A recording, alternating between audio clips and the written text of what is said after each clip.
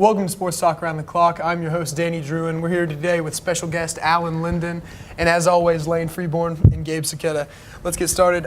Collegiate football, crazy offenses this week. I know a lot of you watched the West Virginia-Baylor game. 19 total touchdowns. They only punted 3 times. Just ridiculous. What do you guys think about the college offenses, the ability to score all of these points, and maybe the lack of defense as well? Go ahead, Al. Well, I think, first off, it's in pro football, I know we're not talking about pro football, but it seems like maybe the defenses have sort of kind of caught up to these powerful offenses in scoring-wise anyways, because last year was just, it was sort of like a game like that. But what I took out of this more than anything else was just the miserable defense. As great as the offense was, and it was really good, it was horrific defense. Baylor would fight all the way down, get within a touchdown, and one play later, they just ran a simple trips left, probably a play that Gabe's ran many times, trips left, 2 guys go in, 1 guy rolls out, almost like a wheel route, no one touches him for 80 yards. I mean, that's absurd, that's bad. And what's really frustrating is people are going to look at the 70 points by West Virginia and say, boy, that team is really, really good. They also gave up 63 points to a team that, Baylor was a top 25 team. They're not going to be by the end of the year. They lost their Heisman Trophy winner.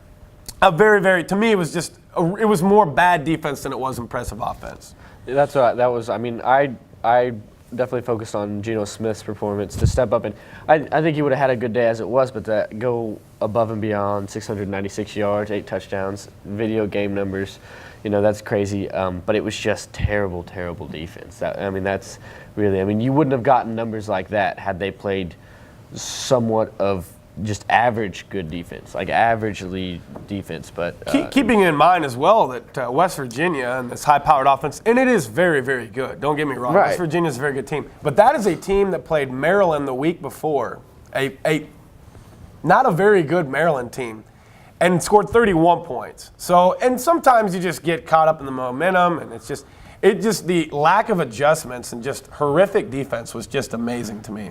So what do you do if you're the DC for Baylor, West Virginia? What is There's a lot to with go the game over, going obviously. towards something like more like an Xbox type thing where you can just what you score. saw, and if you watched the game, what you saw was Baylor basically said, we're not bringing any pressure. We're not going to bring anybody. We're going to put 3 down linemen. It seriously looked like a game of 7-on-7 or Skelly. Yeah. Smith had all day to throw.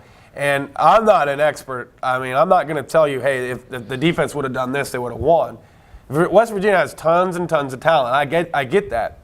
But at least make some sort of an adjustment. If you're a quarterback, would you not want – if you see different people coming from different places, that's going to make it a lot more difficult. Exactly. Instead of just saying, well, eventually we're going to figure this out. The same thing every single time is easy to read and figure out, You can go through your reads easier, and, just being familiar with the same thing over and over again is easy because you know how to beat it.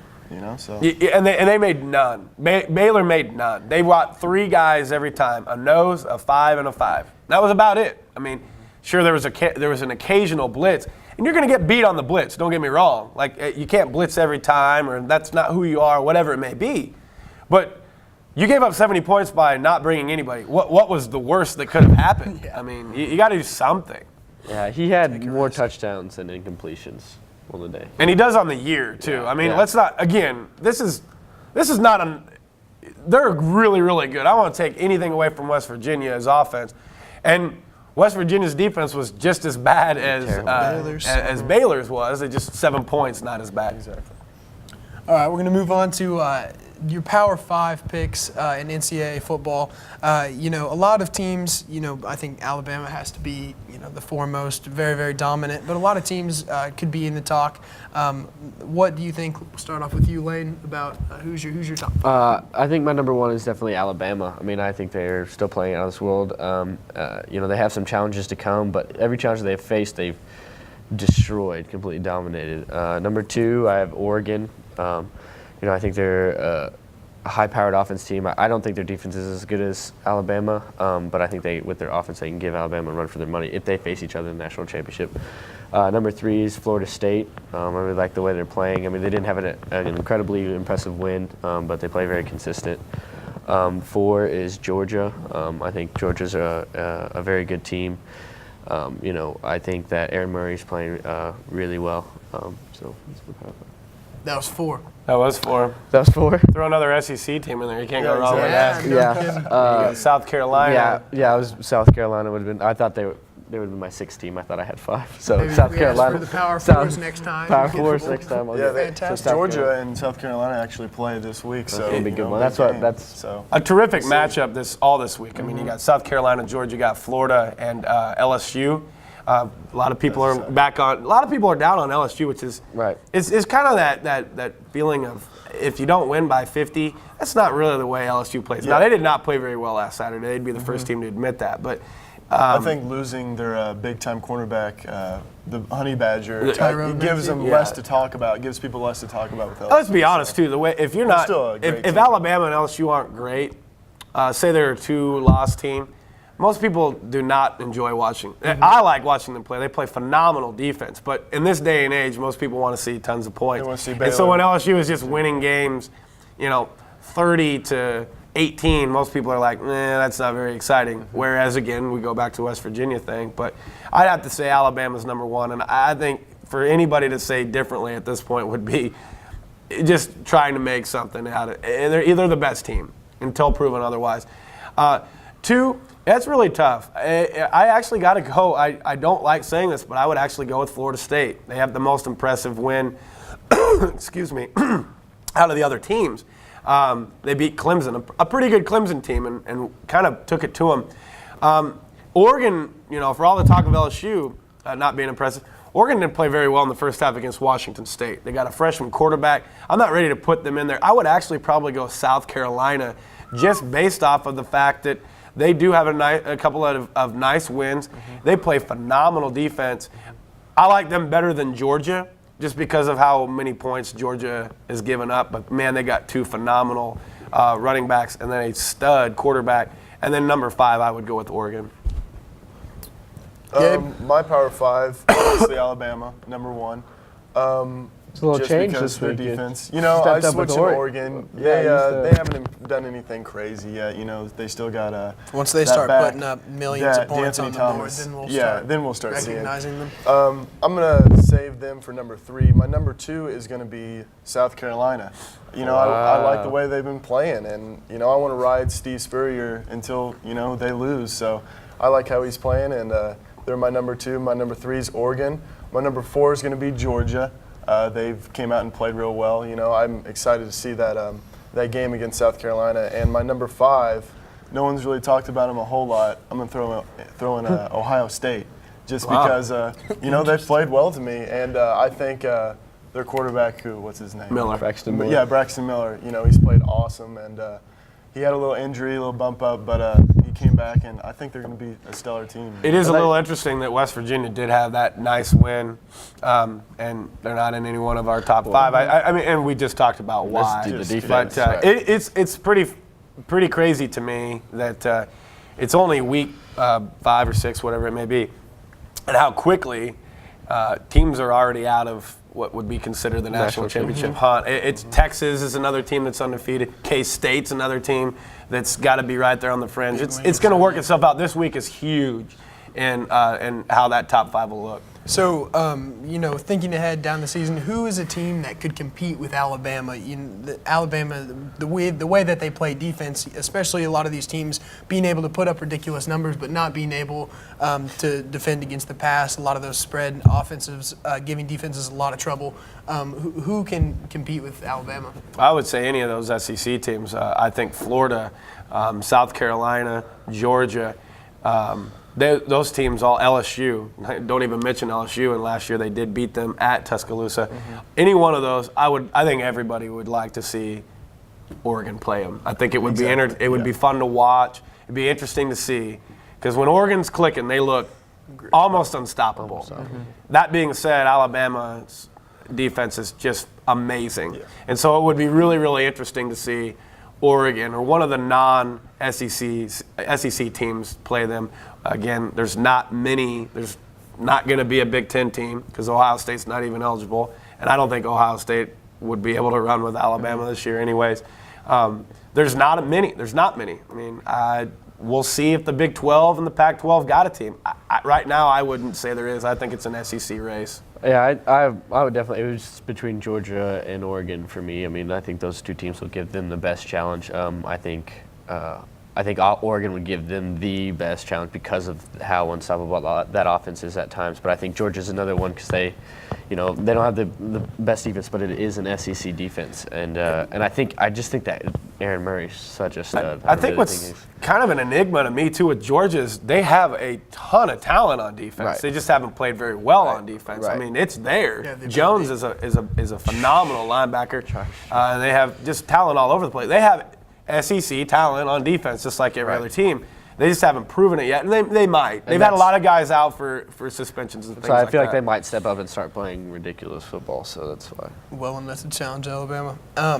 So another thing, the best quarterback, we talked about Geno Smith being able to score all of those points, and that is very, very impressive, but fundamentally sound in every aspect of being a quarterback. Who is the best quarterback right now in college football? I think it's Geno Smith. I think he's playing ridiculous. His quarterback rating is great. He's thrown a ton of touchdowns, with not a lot of incompletions, and he still hasn't thrown an interception. Now, he'll face better defenses, of course, and that's going to come. But up to this point, I think he's played the best. A guy that's got to be mentioned is Klein. He talked about Braxton Miller from Ohio State, and he's been great because Ohio State's defense hasn't been real good. But Michigan State's a phenomenal defense, and he ran for over 100 yards against them. So Braxton Miller's in there. But Klein is – there's probably not a guy that means more to his team than Klein, and has been for 2 years. And if you watch him, you're just waiting for them to kind of come back to reality. And then they go to Oklahoma and they win, and completely dominated that game, really. Exactly. And, it wasn't a fluke.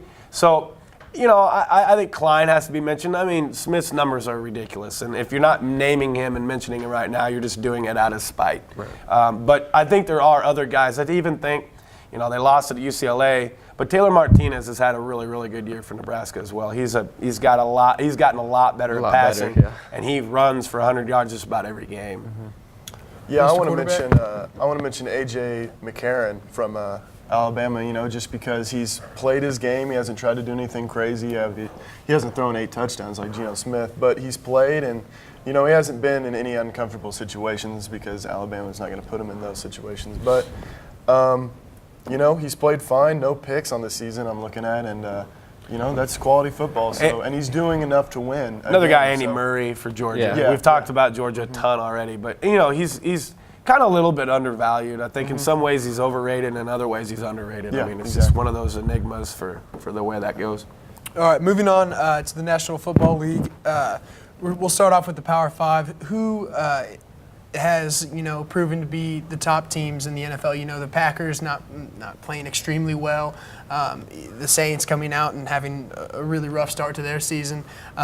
Who's on the rise? Who's the premier teams?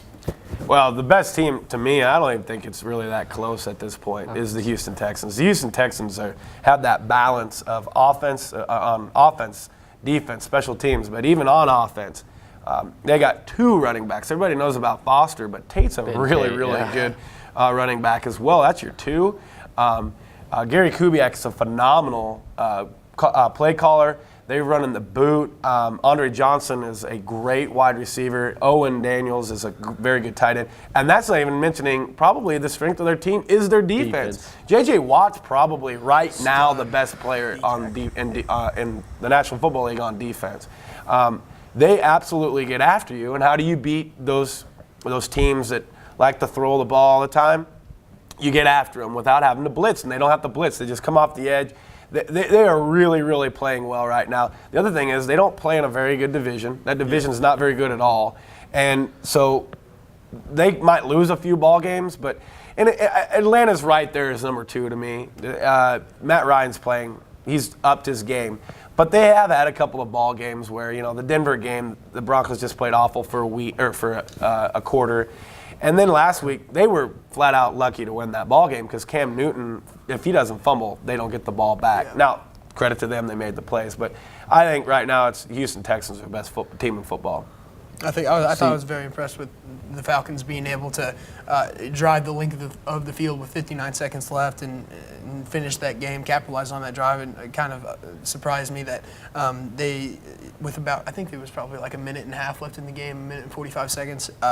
The Panthers faced a 4th and 1, and they didn't. You have Cam Newton, who's averaging 6.4 yards per play or whatever it is, or their offense averaging that much. Why don't you? But if you don't get it, they basically win the ball game because they have a field goal. I agree with you. It's easy as somebody that's watching it. Just go for it. And I don't think it's a horrible call. I don't think it's a horrible call. That being said, they punt. They put it at the 1. Yeah. Not a whole lot more you could ask for. It played out perfectly for Carolina. You just didn't knock a ball down. The safety played really poorly on it. But, those two teams are probably the best. And the other team I think that has to be mentioned is the Baltimore Ravens. They're really, really good. Flacco's taking his game to the next level as well. The Falcons are my number 1 team over the Houston Texans. They have a lot of the same things. I mean, their defense is very good. They have a great running back, Michael Turner. They have a lot of Roddy White, Tony Gonzalez. They have a lot of weapons. And I feel like Matt Ryan's is the best quarterback in the NFL right now. He's playing, out of his mind. But of course, it's very close. It's kind of toss-up when you come to the Ravens and the Falcons. Texans? Texans, Falcons. Okay. Right. Texans, Falcons. Because I could live with you saying the Ravens too. But. Right. I just think because those two teams are undefeated, they played great in every game. They played. And then Ravens are number 3 for me. 49ers number 4, and then I think number 5 team is a team who started off undefeated, who's played great defense. Of course, their quarterback's kind of. He's new. It's the Cardinals. I think they've played pretty well in the first 4 games. I think they're doing really well. The way they're playing right now, if they had that continued success, I think they'd be. It's really, really hard to buy in on the Cardinals simply because if you watch, they could have literally easily could have lost all 4 of those games. Exactly, and they didn't. They didn't, and that's credit to them. But the Patriots, the game that they. Probably the most surefire should have won was the game that most people would probably say is the luckiest they won. That was the Patriots because the Patriots missed the field goal. But Arizona dominated that ball game, which is the ironic part. But I can't argue with that 5. Arizona, we just kind of throw in there like, okay, once they lose, we'll back them all the way. That's how I feel about it. Yeah, you have to give them credit for being able to win in overtime too, because 5 out of their last 13 games have gone to overtime. So they have the ability to finish, which is. Good to know down the stretch. You're getting a lot of those closer to the playoff time. You're going to have to win in close games, especially in overtime. So it's good that they've proven that they can do that. Gabe? I'm going to stick with my Super Bowl pick as number 1, the Baltimore Ravens. They've came out and just played real well. And so I see them lasting out through the season. I don't see them really falling anywhere. They'll give up a few games, but I see their pace staying true to what they've been doing. And then number 2, I'm going to say the Atlanta Falcons. They've came out and played real well. Number 3, I'll say Houston. I haven't really seen anything on Houston, but Andre Johnson's a stud, so giving him the ball is always going to be a threat. Gotta win. And San Francisco is my 4 because they have so many weapons on offense. It's crazy, and their defense shows up Patrick Willis almost every week. So, and number 5, it's going to be the New England Patriots because I know they're 2-2 right now and they have a few tough losses. One was close to the Ravens, right? And actually, both were close because they had a field goal to win against Cardinals. Yeah, exactly. And that's one or 2 plays, give and take. And Tom Brady's going to come out and play every week. He's my favorite quarterback personally. And that's nice. Yeah, shout out to Tom Brady out there. It's important. He's going to love to hear that. That's just made his day. Exactly. That's so, nice. Tom Brady and the Patriots are my number 5. So. All right. Now we're going to go on to the 2 worst teams in the NFL. I think it's probably easier to pick a Power 5 than it is, or it's easier to pick the worst teams than it is to pick the Power 5, who's playing the best. But the 2 worst teams in the NFL right now. We'll start with you, Lane. Who is it?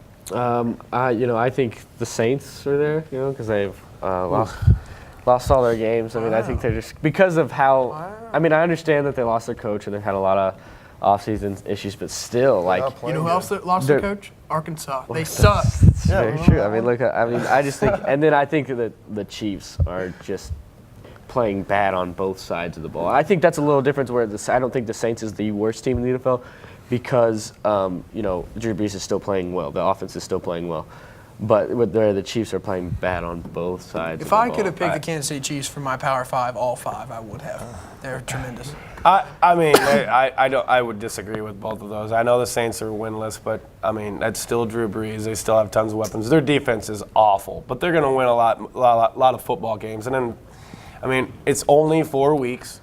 They've had a lot of they could have easily won that Packers ball game. They had a field goal to win it, but so I don't think they're the worst. I think it's hard. I think they are right now. I think it's the Jacksonville Jaguars are about as bad a football team. I look at it this way as a Bronco fan. What team do I want to play? And it's not the New Orleans Saints. I can promise you that. And then probably the Browns as well. And biggest part about what the Browns is right now, they have so many rookies on that team that it's really, really tough. Whedon hasn't played that bad. They almost beat they had a chance. They didn't almost beat them, but they had a chance to beat the Ravens. So they're not horrible. I think the Colts have to be in there somewhere as well, even though they've had, even though they have won a ball game, they're 1-2. But I would say the Browns and the Jags right now to me are the two worst teams, and just simply because, again, who do I want to play? Those are probably the two teams that I'd want to play. Gabe, who would you want to play? I'd definitely say the Browns too. I'd want to play the Browns. They're not a very great team. They've played poorly, and with a rookie quarterback, that's hard to say. I guess a rookie quarterback that's 28. Yeah. You can call him a rookie quarterback, I guess. But another team that I won't say they're bad, but they just haven't been playing well are the New York Giants. They're 2-2. So. They had a close game the other week. Who'd they play? They played the Cardinals, and that was close. Yeah. They beat the Panthers. Yeah, they beat the Panthers. They lost to the Eagles. Yeah, the Eagles, that's right. They're 2-2. They haven't been playing to their standards, and they have some injuries, I think. And I see those getting fixed and them coming out, but they just haven't been playing well. Probably, besides the Saints, the most disappointing team in the National Football League, though, is the Detroit Lions. Yes. I agree with that. That's been really, really bad. Their offense, they scored 13 points. Now, the special teams have been awful. Yes. But 13 points against the Vikings, Jared Allen is going to make the Hall of Fame because of playing the Detroit Lions over the years. Backus, their tackle that's been there forever, just gets whooped by Jared Allen. The Lions had so much momentum coming in, and they played a tough schedule early. I mean, had to go to San Francisco, but the Titans' only win was against the Lions. Home against the Vikings. Lions are a very, very big disappointment. So next, we'll talk about some of the double standards that the media kind of puts on players in the NFL, especially quarterbacks. You look at Jay Cutler. Jay Cutler walks to the sideline and talks to his offensive coordinator, and then walks away from him. And the media, the commentators are kind of on him, like, "Wow, that's kind of surprising, maybe a little bit rude, maybe a little bit, just not there for his team." But when Tom Brady gets into it with O'Brien, yeah, it's shown as fire and feisty, and that he is, playing with heart. I think that with some of these double standards, the media is just kind of, making a lot of people angry. What do you guys think about these double standards that the media is placing on players in the NFL? Lane. I mean, I think that when you look at, we talked about it before the show, Tony Romo had such a terrible game, and although there's a little spotlight shed on that, you're still like, well, he's still one of the top quarterbacks in the NFL, which I've never believed.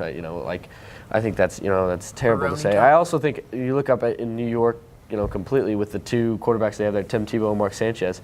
It's like hero and villain with those two. It's like Mark Sanchez is the villain and Tim Tebow's, the hero just by the way they are off the field, and what they see off the field. And there's so much, negativity shown towards Sanchez and on the offseason. That's all I heard about, And it's just, it's Cutler brings the majority of it on himself, and he's got to realize that. That being said, his debacle on that Thursday night against the Packers, he made himself look like a fool. That being said, Dan Marino is one of the best quarterbacks of all time, and he was well known for bringing him back into the huddle and belittling a wide receiver. I mean, just chewing him out. And it is weird. I mean, now Dan Marino has a lot to back up, or a lot of numbers to back those actions up, and I think that's what's really hurting Jay Cutler in that. But you look at a kid like Blaine Gabbert, hasn't been that good. But he hasn't been that bad either. I mean, he's been bad. I'll be honest. He's been bad. But Sam Bradford for the Rams has not done much either. And you don't hear much about Sam Bradford. You hear about how bad Blaine Gabbert is. And it is really weird to me that that the media just kind of picks and latches on these guys. Aaron Rodgers, obviously, he's won a Super Bowl, but, I mean, it is very much a double standard in the media. There's no doubt about that. All right, and that concludes today's show. Finally, this week we can pick a winner on Sports Talk because it's not just me, Gabe, and Lane. And, I couldn't ever give it to Gabe, so I can maybe sometimes give it to Lane, but I'm not really sure. This week it definitely goes to Coach Linden. So he's so happy. We're going to give him a trophy, a medal that spins. It's great. Yeah. I would just still like to say I still have never won a show. And justifiably so. Because You're in the bottom. You're the bottom two every week. every week, and I'm the host, so I'm automatically. You the top right two. now are the Arkansas Razorbacks. You You're are just the- gonna have to embrace That's it. Gabe. No, he's Paterno. All Christian right, Bonder thank you said it. very much for watching. Have a good night.